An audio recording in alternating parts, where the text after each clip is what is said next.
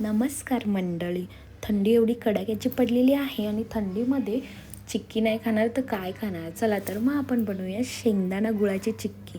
तर मी ते 1 वाटी शेंगदाणा घेतला आहे आणि सेम वाटीने मी अर्धा वाटी तीळ घेतले आहेत, अजून चव येईल म्हणून. तर आपल्याला शेंगदाणे छान खरपूस असे भाजून घ्यायचे आहे, जेणेकरून त्याच्यावरची साल निघून जाईल. आणि आपल्याला थोडेसे तिळही भाजून घ्यायचे आहेत आणि दोन्ही एकत्र बारीक करून घेतलेलं आहे मी. आणि आता गूळ वितळून घेऊया. गूळ वितळण्यासाठी मी इथे पाऊण वाटी गूळ घेतलेला आहे. तर ही चिक्की मी लहान मुलांसाठी बनवत आहे, म्हणून मी पाऊण वाटी घेतलेली. तुम्ही अति प्रमाणात गोड खात असाल तर 1 वाटी घेतलं तरी चालेल.